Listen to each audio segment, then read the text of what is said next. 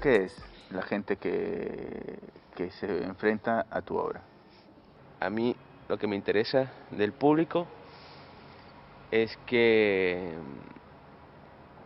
se pueda identificar con una obra, por ejemplo, empezando por ahí, pero que se da cuenta de que esa obra tiene vida gracias a él, Ujú. a ese espectador, o sea, el espectador, sin el espectador la obra no está terminada. Pero hay muchas formas también de darle vida al espectador. El mismo hecho de contemplar un cuadro te hace reactualizarlo, ¿no? Porque Claro, para cada cada persona... persona tiene una imaginación diferente, Pero tú vas más allá, pero yo quiero el resultado material, no lo quiero en la parte virtual, porque cuando tú ves una pintura de un paisaje y las personas se sienten, por ejemplo, en un paisaje, internamente es virtualmente lo que está pasando, yo lo quiero ver en realidad, en realidad. y que esa persona disfruta lo que realmente vio Ujú. en real. Por ejemplo, te puedo poner un ejemplo en este video que em, en, yo veo una obra, pero una persona inmediatamente va a querer cambiarla, va a modificarla y me está mostrando en realidad lo que vio y lo que quiso transformar o lo que realmente le gusta, sacarlo de esa virtualidad mental. O sea, tú quieres hacer, bueno, la experiencia, ¿no? Es convertir a... Es la la- experiencia lo que importa, lo que estamos hablando hace momentos del instante. claro, y tú quieres hacer del espectador, del público, un creador también. Sí, Ok, un como investigador, una persona que que reflexionó sobre investiguen las sus formas y los colores, experiencias también, exacto, en sus propias experiencias, que claro. investigó sobre sus propios colores, que sus propias formas o su propia percepción dentro de una obra de otro artista. Es como que tú también le dieses unas herramientas Sí, de crear su... O sea, de agarrar la tira de la claro, creatividad tú, y tú, de dejarla ir. tú abres el camino para que el espectador, a partir de sus experiencias personales con tu obra, Ujú. pueda crear la Otra, suya, la que dialogue directamente con él. exactamente. Este, háblanos un poco de las obras que has estado trabajando desde que llegaste a París, ¿no? Tus tres líneas de investigación que se manifiestan hoy en la exposición que está en la Galería Denis René, que es hasta, ¿qué día? 18 de abril. 18 de abril. 18 de abril. Bueno, ahí hay tres tipos de obras, ¿no? Por lo que yo he notado. Explícanos un poco cada una de esas líneas de investigación. Bueno, primero que todo está la composición color. Son unas placas programadas, esfumados, que cada placa contiene los códigos de negativo, positivo, subtracción, alfa y adyucción, donde la combinación de esas placas hace cambiar los colores, hace cambiar por medio de la interacción del público, hace modificar lo que es el color, la dimensión, el tamaño, donde hay una de mis obras es la más libre en el sentido de donde la gente puede intervenir y expresar la modificación de todas esas geometrías que aparecen en esa serie. De segundo, Un momento, ese es en 2D, ¿no? sí, ese es Es en en dos 2D, dimensiones, son planas. son planas y los colores son modificables, ¿no? Los colores son modificables. Pero una base, parte de una base. Sí, parte de un cuadro, como cualquier otro cuadro. O sea, Cuadro yo que hago es una un composición. cuadrado, ¿qué te refieres? No, ese cuadrado no, pueden haber cuadrados, pueden haber círculos, pueden haber cualquier tipo de... ¿Mm? Depende de la composición. Y en colores. Por ejemplo, en este momento, en la que está, la pequeña obra que está expuesta en René, ¿Mm? es una obra en blanco y negro, Ok. donde hay unos líneas horizontales, líneas verticales, donde hay un círculo, y es en blanco y negro, pero cuando el público viene e interviene en ella, la obra toma color. Ok. Entonces cada vez que tú presionas sobre una forma, buscas otro tipo de colores, entonces ya la composición libremente cambia y el público puede intervenir Y hay una mucho más. paleta limitada. Hay una paleta, cada obra tiene una paleta diferente, o sea, cada obra yo decido de trabajar con, hoy, por ejemplo, con colores más fríos o con colores más cálidos, y como lo hacía con un artista normal, trabajar sobre el color. Ya de segundo están las tramas en tiempo real. Las tramas en tiempo real. Tramas en tiempo real. Tramas en tiempo real son unos espacios, unas habitaciones virtuales, unos mundos paralelos, llamémoslo habitaciones virtuales, donde el espacio tiene una textura. Por ejemplo, pueden ser líneas de colores, pueden ser cuadrados, pueden ser una estética que yo escojo yo hago una pequeña pieza, la multiplico y la lleno la habitación de Esa pieza, esa tú pieza. dices, para visualizar un poco mejor, es una habitación virtual Ajá. con una pieza dentro, una escultura. Después hay una escultura adentro, en el centro De esa completamente de esa habitación, que está hecha con una textura de espejo. Es decir, que cuando tú vas a mirar esa forma en el centro, el espejo refleja todo el entorno o sea, en el que está. Es una escultura de espejo, como bien has dicho. Sí, una escultura de espejo entonces cuando tú vas al centro del espejo, al centro de eso, estás como en el microcosmo de la obra, que es perturbada y se mueve muy rápido, que tiene muchas imágenes aleatorias rápidas que van pasando, y cuando sales del cubo, ya cuando sales tienes una parte mucho más tranquila, donde puedes modificar la forma que ves. Y ahí es cuando interviene el espectador. Y es cuando interviene el espectador, pues, viendo el cubo más pequeño, más grande, pero cada perspectiva es una obra en sí misma, claro. O sea, con los mismos colores, con la misma geometría, pero cada perspectiva de la misma pieza se convierte en una obra que el resultado es plano.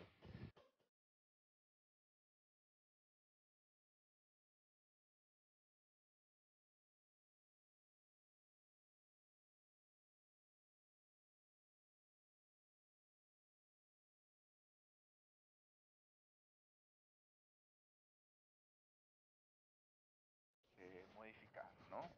Ampliar, girar, sobre todo girar y ampliar y reducir, ¿no? Entonces, hay unos límites, ¿no? Unos extremos de un lado, de un lado al otro. ¿Qué te encuentras en esos extremos? O sea, cuando lo amplías al máximo o cuando lo reduces Cuando lo amplío al máximo, cuando llego al centro, encuentras la perturbación, encuentras mucho movimiento, muchas imágenes aleatorias que no son un caos, que no son armónicos. Cuando vas ya sales un poco del cubo, ya encuentras armonía en las geometrías, ya encuentras que todo va más lento, más suave y con más modificar. Cuando vas más lejos, como vemos en el video, vemos el entorno y la modificación del entorno, y cuando vamos aún mucho más lejos encontramos el vacío, porque ese punto, ese grano de dimensión estaba en un vacío completamente oscuro. Si el vacío, o sea, llegas al negro. Llegó al negro. De acuerdo. Gracias. Entonces la tercera obra. La tercera pieza es las terceras piezas, porque son varias, ¿no? Sí, son varias. Cada una hay una serie. De cada una hay una serie. O sea, cada una tiene de las luces aleatorias. Luces aleatorias, de acuerdo. Las luces aleatorias nacen de una investigación sobre los artistas de los años 60, 70, 80 que trabajaron sobre la luz. Entonces yo trato de hacer una propuesta hoy en día sobre la luz. Hace un par de años venía usando los plásticos que venían dentro de las pantallas. Entonces esos plásticos los sacaba de las pantallas, todas las pantallas que estaban rotas. ¿Qué plásticos vienen dentro de las pantallas? Unos plásticos lenticular. Hay un plástico lenticular. Entonces ese plástico yo lo colocaba frente a la obra y la obra se duplicaba y creaba un efecto de profundidad. Entonces, a raíz de esas investigaciones, tomo un código de un videojuego de los invasores El código, cuando viene un invasor, por ejemplo, El Space Invader. sí, que viene, entonces eso ahí, cuando vas bajando, ellas se van moviendo aleatoriamente, pero son formas aleatorias que van bajando. En este caso yo volteo la cámara, la pongo a nivel horizontal y se vienen de profundidad. Cada vez que vienen hay geometrías diferentes, pero en la misma línea. Entonces, cuando pongo el plástico encima, un par de espejos a los alrededor, encuentro una profundidad en la obra. Entonces la obra se convierte como una especie de 3 dimensiones aleatoria en geometría que no necesitas transformar porque ella se transforma ella sola. Son las cajas que se pueden observar en, Sí, son las cajas en que la son exposición. que en la exposición que tienen una tú caminas y te das cuenta que tienen un cierto relieve de luz. De acuerdo. Y estas obras no pueden ser intervenidas, ¿no? Por el... No, porque son códigos ya estos son códigos generativos, un código generativo que él evoluciona por el mismo. Por el mismo. De acuerdo. Interesante.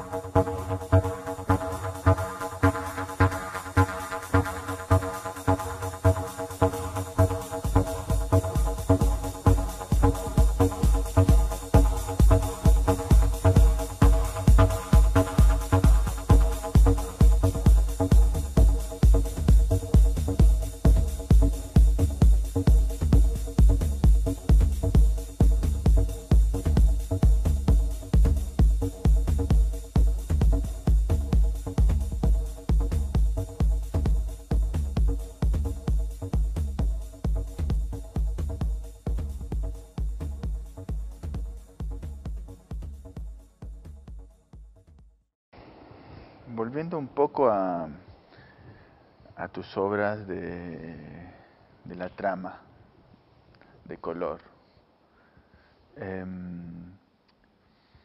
al crear un espacio, al crear ese espacio virtual, ¿por qué buscas crear ese espacio virtual? Bueno, cualquier artista que esté creando algo está llenando un espacio vacío. Ese espacio vacío, al momento que la idea del artista llega, se llena, se convierte en un espacio donde hay una idea. Y en mi caso, una de las cosas que yo trabajo mucho con los programas de videojuegos, es como si creara un espacio virtual, creo un espacio virtual como una especie de videojuego, pero justamente se convierte en una obra donde el público puede mirar diferentes tipos de perspectivas dentro de ese espacio. ¿Por qué lo hago? No lo sé, yo mismo solo automáticamente nace las ganas de hacerlo. Porque los espacios generalmente son concebidos para ser habitados o para ser ocupados, ¿no? Ocupados. Bueno, tal vez habitemos en un futuro dentro de esos espacios.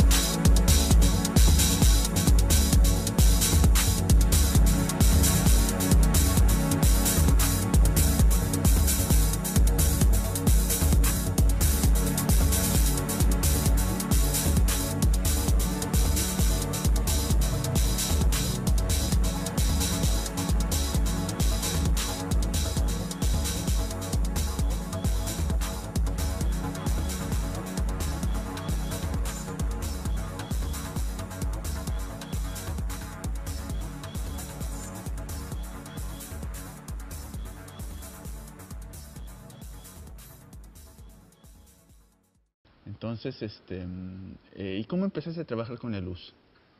¿Qué fue lo primero? Me acuerdo muy bien que lo primero que hice, lo primero que vi fue una obra de Nicolas Schoeffer, ¿Cuál? es el prisma, un prisma donde justamente el espacio giraba hacia el infinito y las formas que daban y todo lo que daba era abstracto, pero al mismo tiempo con un algoritmo dentro.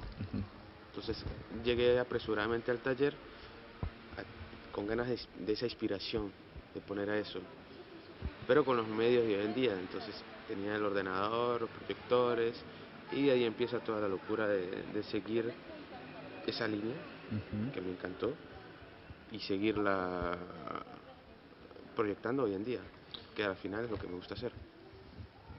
Porque yo imagino que con los referentes que existen, ¿no? Y que son muy actuales, como Schoeffer, como Le Parc, una de tus batallas contigo mismo ha sido, supongo, corrígeme si me equivoco, proponer algo recogiendo la tradición, ¿no? Recogiendo la tradición, porque es lo que hacemos, pero proponer algo nuevo, ¿no? Entonces, esa ha sido un poco tu investigación, tu research.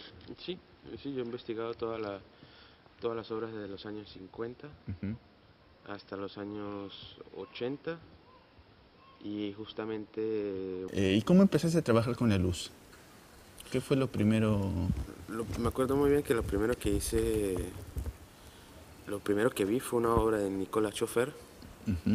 ¿Cuál? Es el prisma, un prisma donde justamente el espacio giraba hacia el infinito y las formas que daban y todo lo que daba era abstracto, pero al mismo tiempo con un algoritmo dentro. Entonces llegué apresuradamente al taller con ganas de esa inspiración, de poner a eso, pero con los medios de hoy en día. Entonces tenía el ordenador, los proyectores, y de ahí empieza toda la locura de seguir esa línea que me encantó y seguirla proyectando hoy en día, que al final es lo que me gusta hacer. Porque yo imagino que con los referentes que existen, ¿no? Y que son muy actuales, como Schoeffer, como Le Parc, una de tus batallas contigo mismo ha sido, supongo, corrígeme si me equivoco, proponer algo recogiendo la tradición, ¿no? Recogiendo la tradición, porque es lo que hacemos, pero proponer algo nuevo, ¿no? Entonces, esa ha sido un poco tu investigación, tu research. Sí, yo he investigado todas las obras desde los años 50 hasta los años 80 y justamente para buscar la vía que no quiero repetir, no quiero repetir las cosas, pero esa pieza, que son las nuevas que estoy resolviendo, para mí son la continuación de una época. ¿Cuál? ¿Qué pieza? Las piezas de composición Lumière. La composición del color. La composición de todas colores, todas las series que yo trabajo. O sea, todo tu trabajo es una continuación en lo que está diciendo. Para mí es una continuación a mi manera del modo de ver de una época. De una época que ni siquiera ha llegado. Porque, por ejemplo, Schoeffer imaginaba ciudades donde la arquitectura era fácil de realizar y todavía no hemos llegado allá. Apenas tenemos la utopía de querer llegar allá. Exacto. Cada vez estamos más pronto de llegar allá, pero todavía no hemos llegado ahí. Es un tema muy interesante porque el individuo de los 70s tenía muchas... no me refiero únicamente a estos personajes, ¿no? a estos artistas, a estos maestros, sino global, claro. Muchas esperanzas, expectativas y mucha credibilidad en su poder de alcanzar esos sueños. Pero como que con el paso de las décadas hemos ido constatando que no era tan fácil, ¿no? Sí, que habían más problemas que... Sí, más problemas que sueños. Que soluciones, más problemas que avances y como que se están convirtiendo, como tú lo has dicho, cada vez con más certeza en utopías, ¿no? Sí, en utopías que, bueno, pueden ser realizables, Depende de nuestra sociedad. Hay sociedades que quieren hacerlo y otras sociedades que no. Sociedades que se niegan y quieren continuar en el pasado, por ejemplo, quieren tener los mismos problemas del pasado, como hay sociedades que quieren avanzar y quieren resolver los problemas y vivir de otra manera. Pero también es un poco de forma de entender el mundo, las aspiraciones. O sea, tal vez quedarse en el pasado no sea tanto quedarse, estancarse, sino mantenerse atemporal, ¿no te parece? Bueno, Porque yo soy de los que piensan que... ¿qué es ir hacia el futuro? Esa es una buena pregunta. Ir hacia el futuro, para mí, ni el futuro ni el pasado, para mí existen, por ejemplo. Lo único que existe es el presente en este momento. Para mí, yo puedo ver esta imagen reproducida, pero el presente es este. El futuro podemos imaginar cosas y el pasado quedó. O sea que nosotros hemos vivido muchos años en una realidad virtual. Mucha gente vive en una realidad virtual, pensando en el futuro o en el pasado, cuando realmente lo que pasa en el presente es lo que importa. Entonces, antes de llegar al futuro tenemos que preocuparnos por el presente. ¿El presente qué quiere decir? Resolver los problemas de hoy en día para poder llegar a un futuro. Entonces, ¿y el pasado entonces, por qué te es tan negativo? ¿Y por qué? Porque pienso que es un... ¿Por qué tendría que ser negativo el pasado? No, lo que pasa es que el pasado puede ser negativo cuando nos quedamos en él y no vemos el presente. Como nosotros que vamos hacia allá, hacia esa luz. Siempre al final del túnel hay una luz. Es cierto. Acerquémonos. Okay.